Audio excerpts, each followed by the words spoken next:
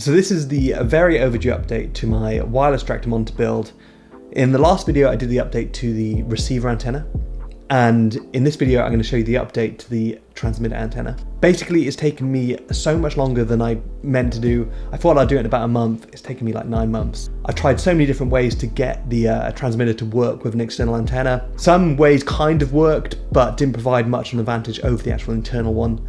And then the setup I've got going now provides a significant advantage over using that internal antenna. So here it is, and to be honest, it's working really nicely. And most importantly, there's zero soldering or technical modifications needed. Actually, one of the biggest improvements to this setup was the addition of the Fatshark antennas. So huge shout out to a troubleshooter for suggesting that. So the omnidirectional antennas by Fatshark don't provide as much in terms of range, but what they do provide is a much more consistent signal and a much higher quality of signal.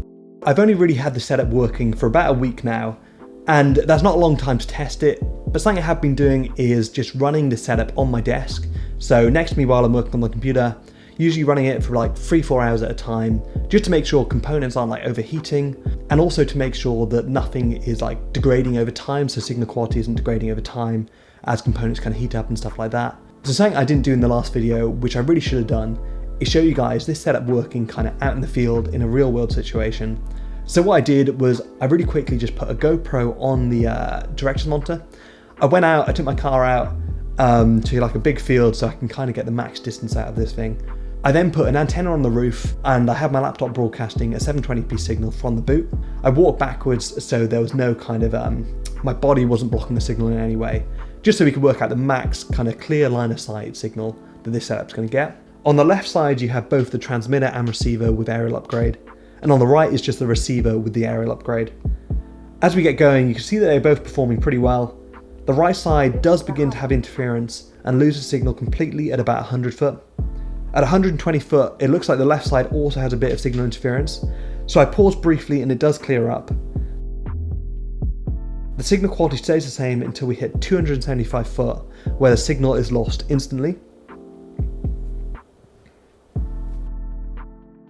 But the really interesting thing is there's no deterioration before it actually loses signal.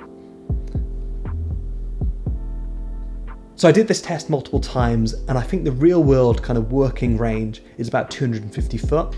If you're within that range, you're going to have a reliable kind of signal as long as it's all line of sight. I know out the box these things are meant to do like 200 foot, but they really don't. You have to have it so kind of precise, whereas with these antennas it's omnidirectional. So from the point of origin, from that transmitter signal, as long as you're 360 degrees around that within 250 foot, you're going to be able to get a really reliable signal. You can check out the full build on my channel, so I've uploaded a build video. It's pretty short, so it's only like 3-4 minutes long, but do take your time with it. Just chuck on some music, kind of spend an hour kind of going through it really slowly. It's worthwhile taking that time as it's so easy to make mistakes, especially when you're cutting into that front case. Anyway, thanks so much for watching this video, and hopefully I'll see you guys in the next one.